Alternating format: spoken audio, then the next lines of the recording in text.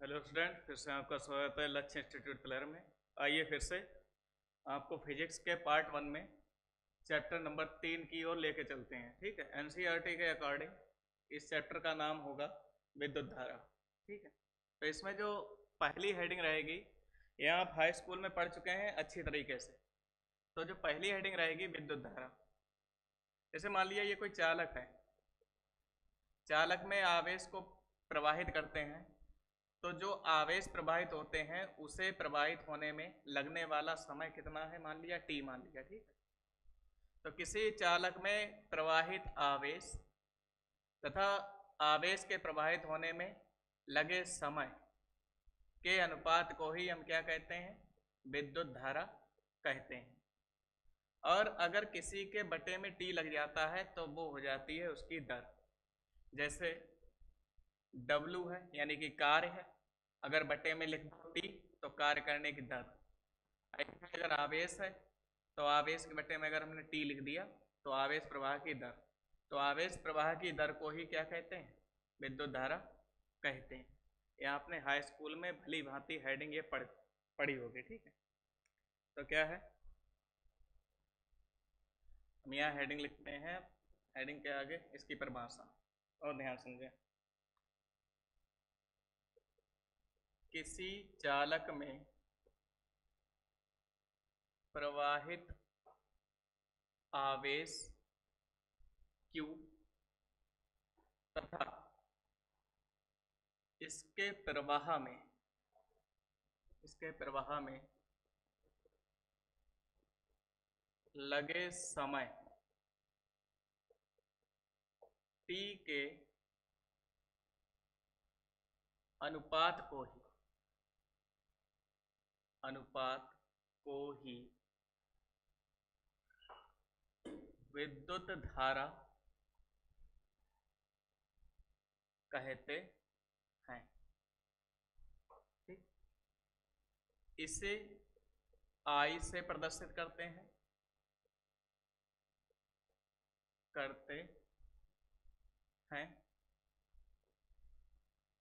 यह अदिश राशि, कैसी राशि है, अदिश राशि है। अर्थात जो I हो जाएगा वो क्या हो जाएगा, Q अपॉन में T। हमने आपको बताया था इस प्रकार किसी चालक में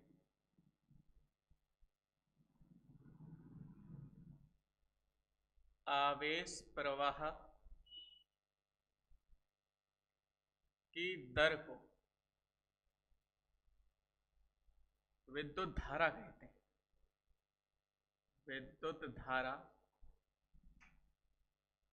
कहते हैं। अब अगर हम मान लें, यदि टी का मान हम 1 सेकेंड मान लें, 1 सेकेंड अगर इसका मान माना है हमने, तो इसे हम कहेंगे एकांक समय। अब हमारे पास जो I की वैल्यू हो जाएगी वो क्या हो जाएगी, Q। अतः एक और परिभाषा हम बता सकते हैं यहाँ से, अतः किसी चालक में एकांक समय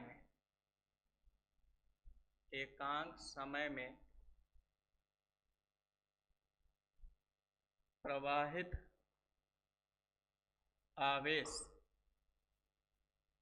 ही विद्युत धारा कहलाती है। विद्युत धारा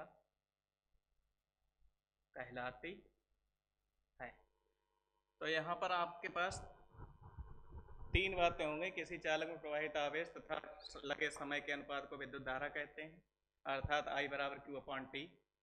यहाँ से हम लिख सकते हैं किसी चालक में आवेश प्रवाह की दर को विद्युत धारा कहते हैं। अगर हम T का मान 1 माने तो ये हो जाएगा एकांक समय, यानी कि किसी चालक में एकांक समय में प्रवाहित आवेश ही क्या कहलाती है, विद्युत धारा कहलाती है। आपके पास 3 परिभाषाएं हैं। अगर हम यहाँ पर मात्रक लिखेंगे, मात्रक, तो आप देखेंगे Q क्या होता है, आवेश, आवेश का मात्रक होता है कूलाम, बटे में क्या है समय, समय का मात्रक क्या होता है सेकेंड। अब हम इसी को क्या कहते हैं एम्पियर कहते हैं, ठीक है। एक और मात्रक हो जाएगा, उससे पहले हम इसकी विमा देखते हैं। विमा क्या होती है, कूलाम जो आवेश होता है उसकी विमा होती है AT, सेकेंड क्या है T। तो यहाँ पर हमारे पास T से T कैंसिल हो जाएगा, क्या बचेगा केवल A, ठीक। अच्छा, इसके साथ साथ नोट में बात लिख लेना, आपने 11वीं क्लास में पढ़ी होंगी मूल राशियां। मूल राशियां 7 प्रकार की होती हैं, आपको पता है। पहली होती है द्रव्यमान, दूसरी लंबाई, तीसरी ताप, चौथी विद्युत धारा। विद्युत धारा, और जो विद्युत धारा होती है वो कैसी राशि है, मूल राशि है। उसी में हमने आपको बताया होगा या किसी ने बताया होगा आपको कि इसका मात्रक क्या होता है एम्पियर होता है। तब हम क्या लिख सकते हैं, नोट नंबर 1, आई मूल राशि है, मूल राशि है। दूसरी चीज आई यानी कि विद्युत धारा में दिशा होने के बावजूद भी, विद्युत धारा में दिशा होती है फिर भी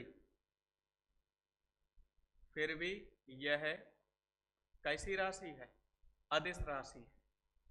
आपने पढ़ा होगा 11वें में कि जिसमें परिमाण के साथ साथ दिशा भी हो वो कैसी राशि कहलाती है, सदिश राशि कहलाती है।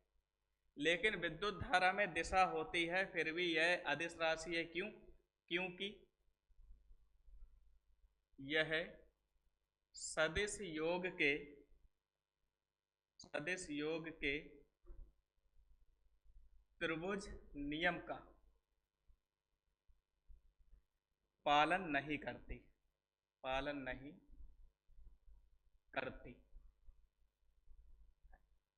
अब इसके बारे में हम आपको जरा डिटेल में बता दें, इसका मतलब क्या है, सदिश योग का त्रिभुज नियम क्या है, ध्यान समझेंगे।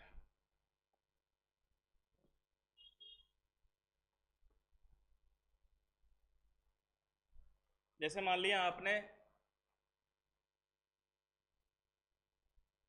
एक तार ऐसे लिया और एक तार ऐसे लिया, इसमें जो धारा प्रवाहित कराई है आपने I1 बराबर 3 एम्पियर करा दी, और इसमें जो धारा प्रवाहित करा दी वो I2 बराबर मान लिया 4 एम्पियर करा दी। अगर ये सदिश योग के त्रिभुज नियम का पालन करती तो यहाँ पर हमारे पास जो फाइनल I आ जाएगा, परिणामी I आ जाएगा, क्या हो जाएगा का स्क्वायर प्लस का 2I1 I2 और फिर कॉज, इनके बीच में जो एंगल बन रहा है वो 90 अंश बन रहा है, ठीक है। और कॉज 90 की जो वैल्यू होती है वो 0 होती है और इसके ऊपर अंडर रूट भी लगता है। तो यहाँ से अगर I1 square I2 square plus का इसकी वैल्यू 0 हो जाएगी तो ये पूरी वैल्यू 0 हो जाएगी। अब हम इसमें क्या करेंगे, मान रखेंगे, तो 3 का स्क्वायर प्लस 4 का स्क्वायर, 3 3 9, 4 चौक 16, 16 9 25, 25 का 5, यानी कि जो I की वैल्यू आएगी यहाँ पर, ये जो I की वैल्यू आएगी वो कितनी आनी चाहिए, 5। लेकिन सदिश योग के त्रिभुज के नियम से ऐसा होना चाहिए था, लेकिन जो फाइनल I की जो वैल्यू आई थी प्रयोगों द्वारा वो डायरेक्ट आ गई 7 एम्पियर। कहने का मतलब ये है, इसने क्या किया, I1 और I2 को डायरेक्ट जोड़ दिया। और डायरेक्ट कब जोड़ा जाता है, जब कोई भी राशि सदिश राशि ना हो, यानी कि सदिश योग के त्रिभुज नियम का पालन ना करे। इसमें क्या निकाल दी, 7 एम्पियर निकाल दी। इसलिए हम कह सकते हैं ये सदिश योग के त्रिभुज नियम का पालन करती नहीं है, तो ये कैसी राशि है, ये है अदिश राशि, ठीक। चलिए अगली बात इसमें समझेंगे।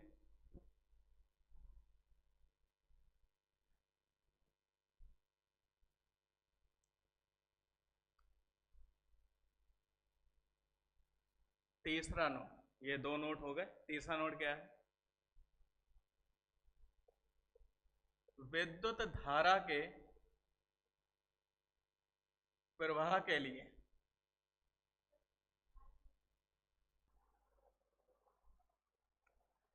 तो देखिए विद्युत धारा के प्रवाह के लिए विभवांतर का होना बहुत आवश्यक है। विभवांतर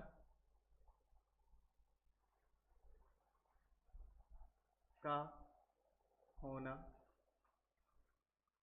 आवश्यक है। विभवांतर होगा यानी कि आवेश एक तल में ज़्यादा होंगे और एक तल में आवेश कम होंगे, तो आवेशों का प्रवाह क्या होता है, उच्च तल से निम्न तल की ओर होता है। इसी प्रकार उच्च तल से निम्न तल की ओर विद्युत धारा प्रवाहित होती है। ठीक,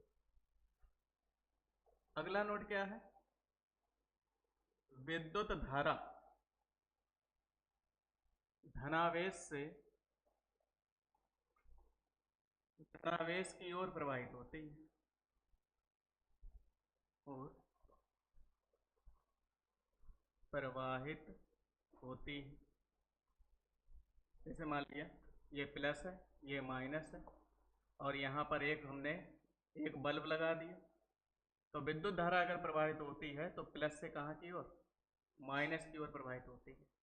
ठीक, अगला नोट क्या है, अच्छा एक बात बताओ, जहाँ पर प्लस होता है उधर को ही चलते हैं प्रोटॉन और जहाँ माइनस होता है उधर को ही चलते हैं इलेक्ट्रॉन।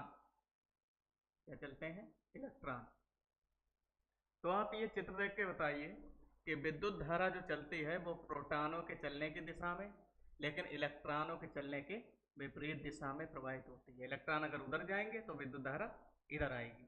ठीक, तो यहाँ पर हम क्या लिख सकते हैं, विद्युत धारा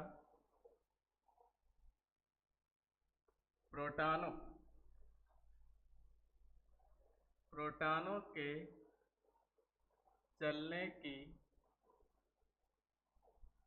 दिशा में तथा इलेक्ट्रॉनों के चलने की विपरीत दिशा में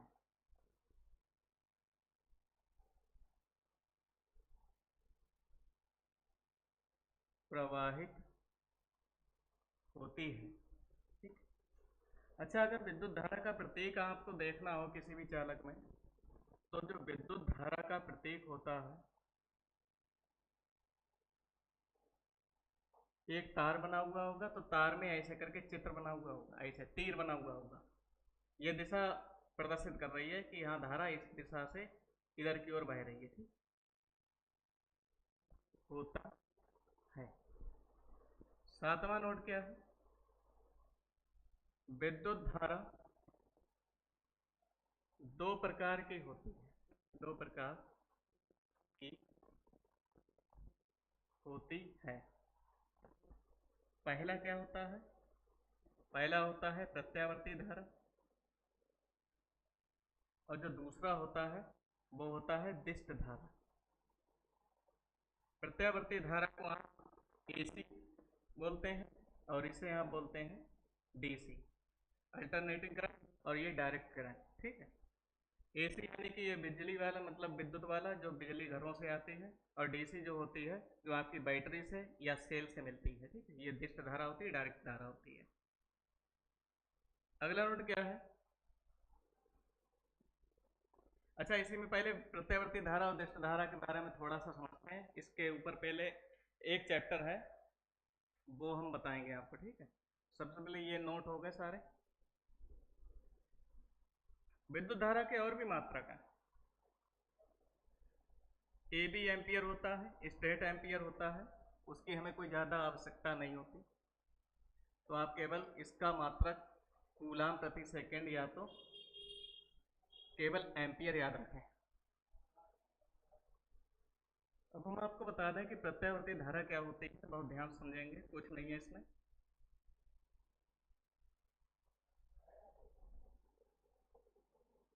प्रत्यावर्ती धारा ऐसी होती है जो समय के साथ परिवर्तित होती रहती है, यानी वह धारा जो समय के साथ लगातार परिवर्तित होती रहे। और जो भारत में आने वाली प्रत्यावर्ती धारा होती है की जो आवृत्ति होती है वो 50 हर्ट्ज आवृत्ति होती है। कहने का मतलब ये है वो 1 सेकंड में 50 चक्कर लगाती है, यानी कि 100 बार जलती है और 100 बार बुझती है। ठीक, जैसे मान लिया हमने ये बल्ब जलाया, तो ये 100 बार जलेगा और 100 बार बुझेगा, लेकिन हमें अपनी आंखों से दिखाई नहीं देता। क्यों? हमारी आंखें 50 हर्ट्ज की आवृत्ति को नहीं देख पाते हैं। कैसे? जैसे मान लिया प्रत्यावर्ती धारा आ रही है, तो ये पहले जीरो पर होगी, पहले हाई होगी, फिर जीरो, फिर हाई, फिर जीरो, फिर हाई, फिर जीरो, फिर हाई, फिर जीरो। तो आप ये देखिए, एक चक्कर में ये आधा चक्कर यहाँ से और ये आधा चक्कर, टोटल कितना हो गया? 1 चक्कर। पहले तो जीरो थी, इससे मतलब नहीं। देखो यहाँ पर बल्ब जलेगा, यहाँ पर बल्ब जलेगा और यहाँ पर बल्ब बुझेगा। ठीक, फिर यहाँ पर देखिए, यहाँ पर बल्ब जलेगा और यहाँ पर फिर से बल्ब बुझेगा। तो आप ये बताइए, एक चक्कर में कितनी बार जला? 2 बार। कितनी बार बुझा? 2 बार। लेकिन ये 1 सेकंड में कितने चक्कर लगाते हैं? ये 1 सेकंड में 50 चक्कर लगाते हैं। जब 50 चक्कर लगाते हैं तो यानी कि 100 बार जलेगा और 100 बार बुझेगा। क्यों? एक चक्कर में ये 2 बार जल रहा है और 2 बार बुझ रहा है। ठीक, इसका मतलब ये है। यहां हम लिखे दे रहे हैं, वह धारा जो समय के साथ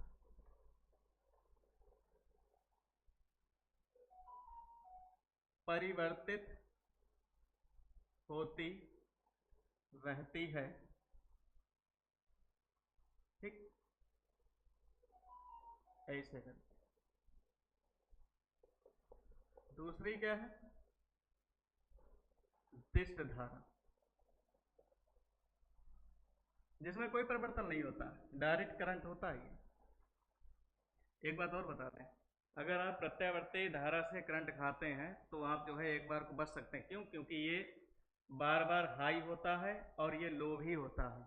लेकिन दिष्ट धारा में अगर आपने वोल्टेज का मान बढ़ा दिया, पहली बात तो उससे आपको करंट नहीं लगता, क्योंकि यहाँ बैटरी से तार आने वाले वो डायरेक्ट छू लेते हैं। लेकिन अगर वहीं पर आप वोल्टेज बढ़ा दिया जाए तो वो एक बार आपको अगर उसने चिपका लिया तो वो कभी छोड़ेगा नहीं, जब तक आपका पूरा जो है खून चूस ना ले। ठीक है, तो दिष्ट धारा क्या होती है? वह धारा जो समय के साथ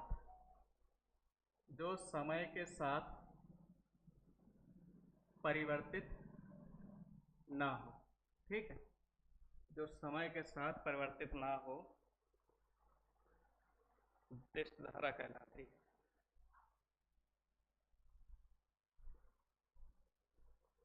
चलिए, अब आपसे पूछा जाएगा,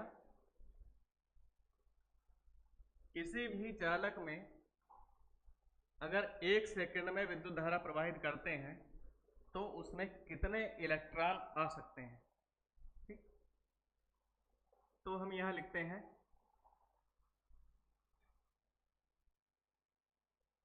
किसी चालक में 1 सेकंड में प्रवाहित इलेक्ट्रॉनों की संख्या।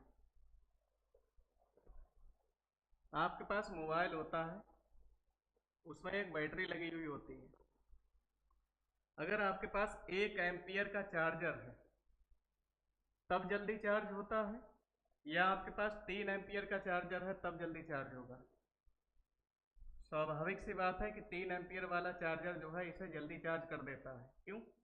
क्योंकि 3 एम्पियर वाला 1 सेकंड में इलेक्ट्रॉन जो है ज़्यादा भर देता है, लेकिन 1 एम्पियर वाला 1 सेकंड में इलेक्ट्रॉन कम भर पाता है। तभी इसके लिए 3 घंटे लगते हैं और इसके लिए 1 ही घंटा पर्याप्त है। ठीक है, वही हम आपको सिखाने जा रहे हैं। जैसे आपको पता है I बराबर Q अपॉन T से।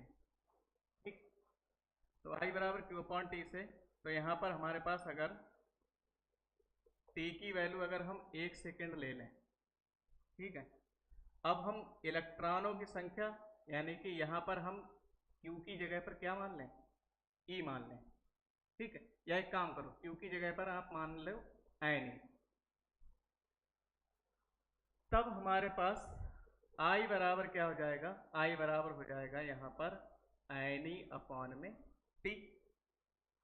अब यदि आप यहाँ पर एक हो जाएगा, ठीक है, तो यहाँ पर हमारे पास N बराबर हो जाएगा I बटा E। अब क्या करें, यदि धारा का मान 1 एम्पियर हो, 1 एम्पियर हो, तब हमारे पास I की वैल्यू क्या हो जाएगी, 1 एम्पियर। तो इसलिए N बराबर क्या हो जाएगा, 1 बटे में E। और आपको पता है इलेक्ट्रॉन का जो आवेश होता है वो 1.6 गुणा 10 की घात -19 कूलम होता है। अगर हम यहाँ से 1 बटा 1.6 देखें तो ये 10 की पावर 19 ऊपर पहुँच जाएगा। दशमलव हटाएंगे, जीरो बढ़ाएंगे, यहाँ 10 कम है 16 से, तो इससे एक जीरो ले लो, यहाँ पर हो जाएगा 100 बटे में 16 गुणा में 10 की पावर 18। जब हम 16 से इसे भाग देंगे तो 16 छंग 96, 16 दूनी 32, 16 पंजे 80, ठीक है, 10 की पावर 18। अब आप कह सकते हैं अतः किसी चालक में यदि 1 सेकेंड तक 1 एम्पियर धारा प्रवाहित की जाए तो उसमें इलेक्ट्रॉनों की संख्या कितनी होगी, 6.25 गुणा 10 की घात 18 होगी। यही तो है, किसी चालक में अगर 1 सेकंड में धारा प्रवाहित की जाए या प्रवाहित इलेक्ट्रॉन की संख्या हो वो कितनी होगी, ठीक है, 1 सेकंड में। वही 3 एम्पियर वाला चार्जर इसका 3 गुना कर देगा, 4 एम्पियर वाला इसका 4 गुना कर देगा। इसी प्रकार से धारा जो है प्रवाहित होती है। चलिए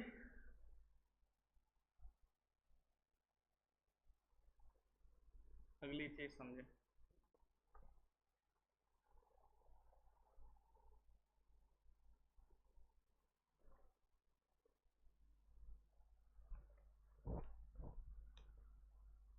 अगली चीज क्या है, किसी वृत्ताकार मार्ग में इलेक्ट्रॉनों के प्रवाह से उत्पन्न विद्युत धारा। कोई वृत्ताकार मार्ग है जिसकी त्रिज्या हमने मान ली r, और कोई इलेक्ट्रॉन इसके चारों ओर वृत्ताकार मार्ग में चक्कर लगा रहा है जिसका वेग हमने क्या मान लिया, v मान लिया, ठीक। तब इसके कारण उत्पन्न जो धारा हो जाएगी वो क्या हो जाएगी, सबसे पहले हम इसका माना उना लिख दें, क्या हो जाएगा, माना r त्रिज्या के पथ में कोई इलेक्ट्रॉन v वेग से गति कर रहा है,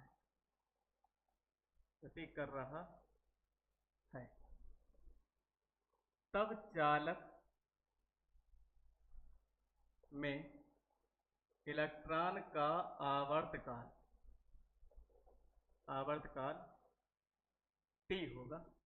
कितना होगा, t होगा। तब समय यानी कि समय बराबर दूरी बटे चाल। अच्छा दूरी क्या हो जाएगी, दूरी, अगर इलेक्ट्रॉन यहां से यहां तक ऐसे चलेगा तो इसे हम क्या कहते हैं, इसे हम कहते हैं परिधि। दूरी हो जाएगी हमारे पास परिधि। और चाल कितनी हमने मानी, चाल यही तो की हो जाएगी। और परिधि क्या होती है आपको पता है, 2 पाई आर। तो यहां से t बराबर हो जाएगा 2 पाई आर अपॉन में v, समझे है ना। तब विद्युत धारा प्रवाहित विद्युत धारा I बराबर क्या होता है, Q अपॉन T। हम क्यों ना Q की जगह पर E लिख दें, यहाँ पर समझेंगे, Q की जगह पर E लिख दें और स्मॉल t की जगह पर कैपिटल T लिख दें। तब हमारे पास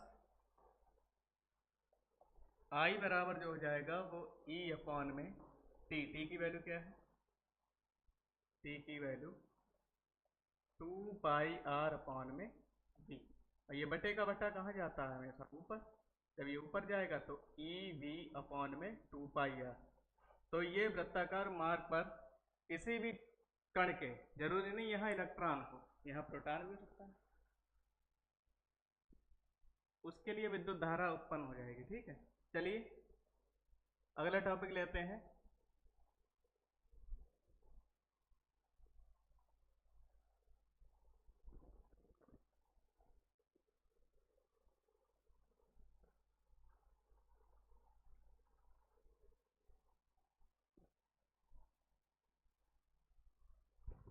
देखो आज धारा के बारे में ही सारी चीजें बताएंगे। क्या हो जाएगा अगली हेडिंग,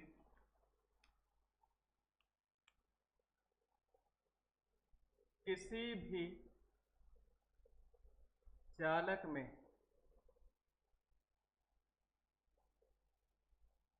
प्रोटॉन व इलेक्ट्रॉन की गति के कारण उत्पन्न धारा, गति के कारण उत्पन्न विद्युत धारा।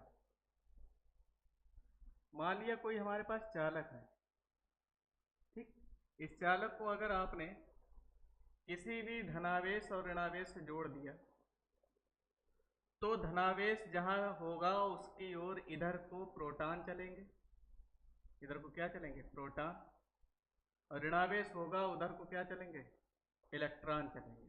ठीक, अब हमने मान लिया ये ए पॉइंट है, ये मान लिया बी पॉइंट है। अब हम यहां पर क्या मानते हैं, माना किसी चालक ए बी में प्रोटॉन, या ऐसा करो N1 प्रोटॉन T1 समय में, T1 समय में A से B की ओर तथा N2 इलेक्ट्रॉन T2 समय में, T2 समय में B से A की ओर प्रवाहित हैं, तब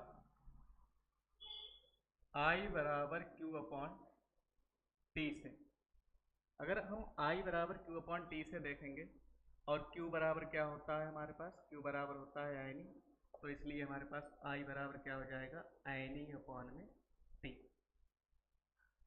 अब हम क्या करेंगे, प्रोटॉनों की बात करें। प्रोटॉनों के लिए,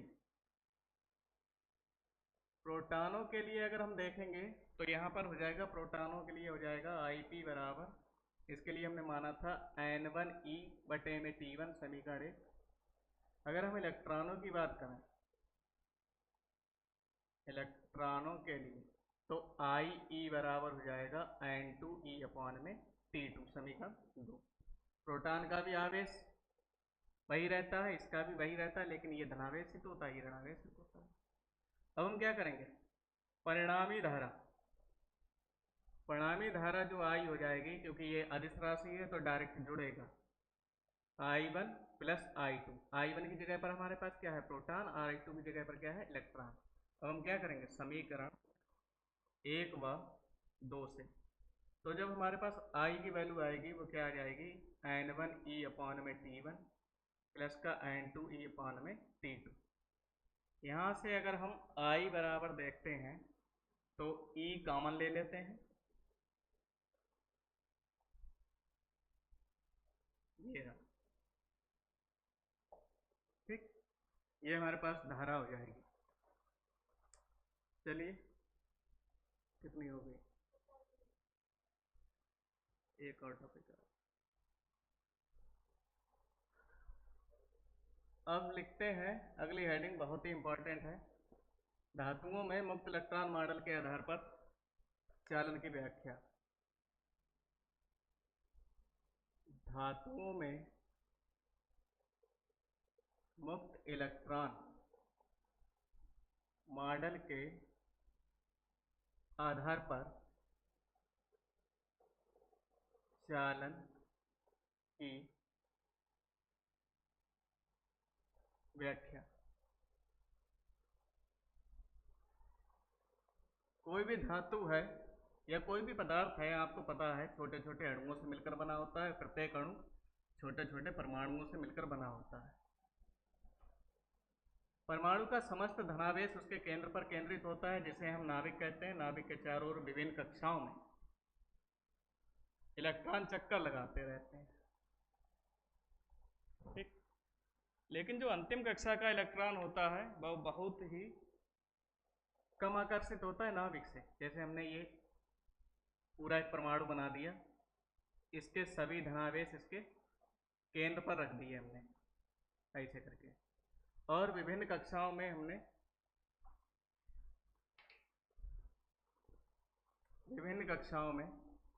ऐसे करके।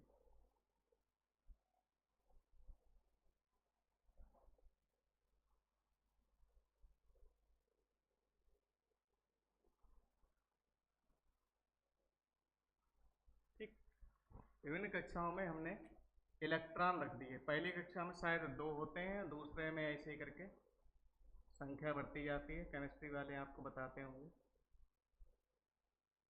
ठीक।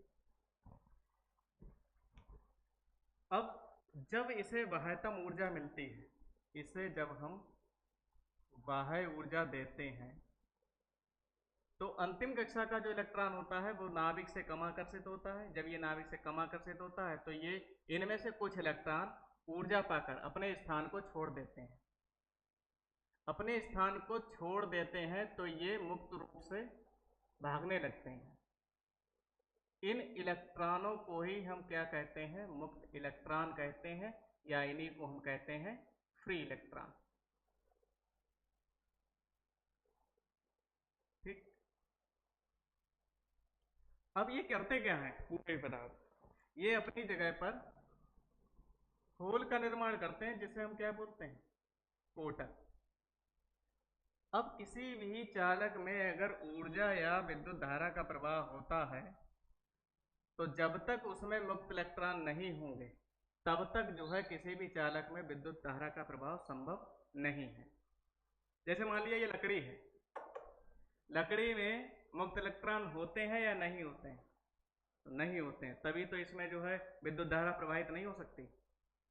हमारे अंदर मुक्त इलेक्ट्रॉन होते होंगे तभी तो अगर हम कोई भी जो है विद्युत परिपथ छूते हैं तो हमारे अंदर करंट दौड़ने लगता है। ऐसे ही लोहे के अंदर, ऐसे ही चांदी के अंदर, सब के अंदर, ठीक है।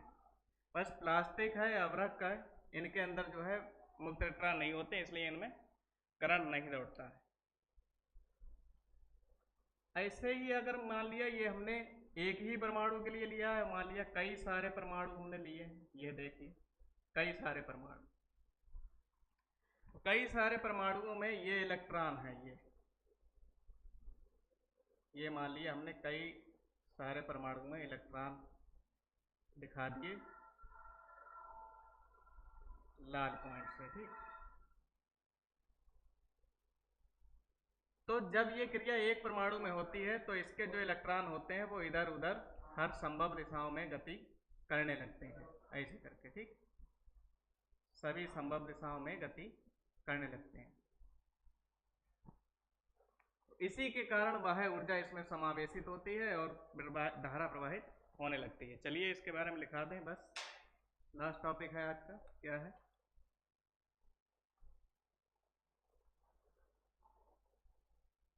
जब कोई परमाणु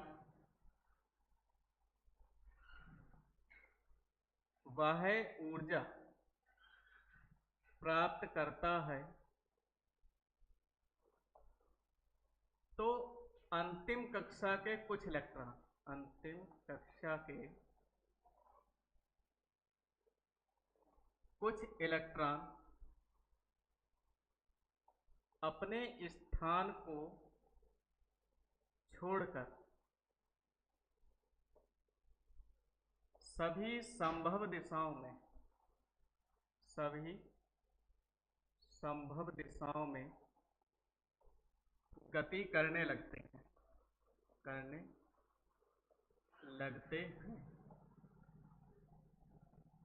जिसके कारण इलेक्ट्रॉन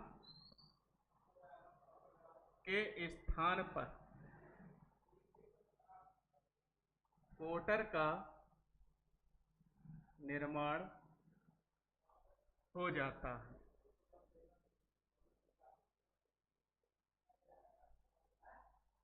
इसके कारण ही किसी भी धातु में विद्युत धारा या ऊष्मा का प्रवाह संभव होता है। ठीक, यही हमारे पास टॉपिक है। तो आज के लिए बस इतना ही, बाकी का नेक्स्ट वीडियो में होगा। तब तक के लिए थैंक यू।